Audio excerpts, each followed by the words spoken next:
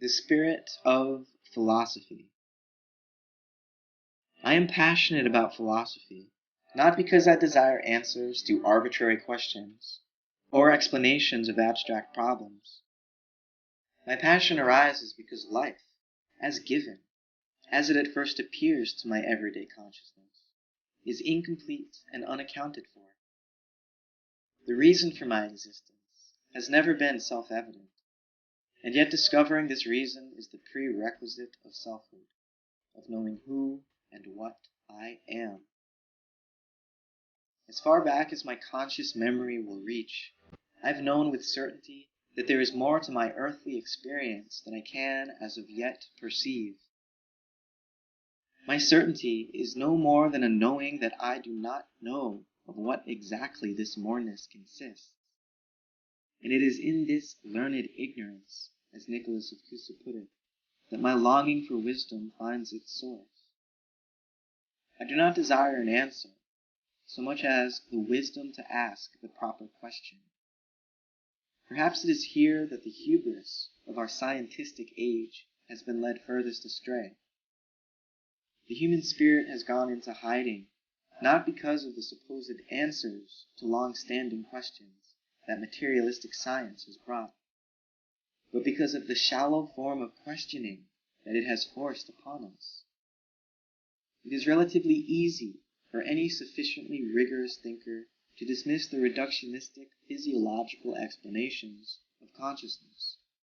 But once rejected, these same thinkers seem unable to devise a line of questioning that might free us from the aporia of the so-called hard problem.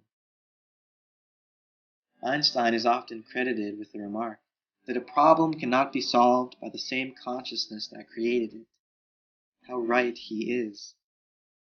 The sense-bound intellect, so successful at mastering the mechanisms of the inorganic material world, is powerless in the face of the higher order phenomena of biology, psychology, and spirituality.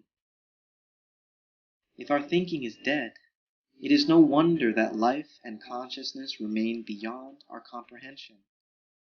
The proper question is not, how does the brain produce consciousness? It demonstrably does not, because you will never find qualia, blueness, sweetness, sadness, in neural tissue. The question is rather, how are we to resurrect our thinking so as to become adequate to supersensible phenomena? It is this question that led me to Rudolf Steiner's spiritual science. As an interpreter, Jonael Schickler has described it. Steiner's is a metaphysics as Christology. His prescription for our fallen age is radical, and no doubt will leave many materialistically oriented thinkers in disbelief, if it does not also evoke downright derision. Steiner demands that we widen our line of questioning to the extent that the Christ becomes an ingredient of any adequate account of human and cosmic existence. For Steiner, Christianity is not a religion, but the embodiment of a world historical fact. He finds truth in all of the world's spiritual traditions, and is well aware of the seeming exclusivity of his claims. It is for this reason that he often avoided the title Christ when articulating his vision, because it is merely a culturally constructed label which has been chosen to represent a principle that lives in all of humanity and is at work in cosmic evolution itself. A more apt label for this principle might be the I Am. It is eternal, that which was in the beginning and will be in the end. It is also that which works in the time between through love in order to redeem the world.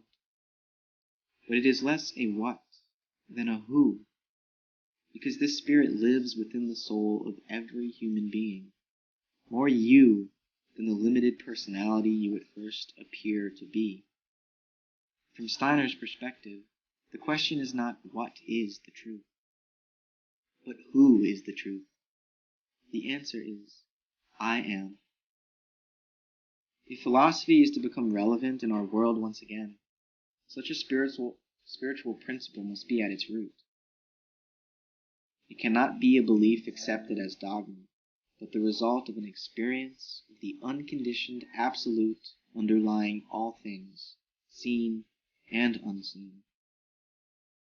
The natural world may remain a mystery to me, but in knowing that I do not know, I have already found myself. Who am I? I am. All else will follow in time.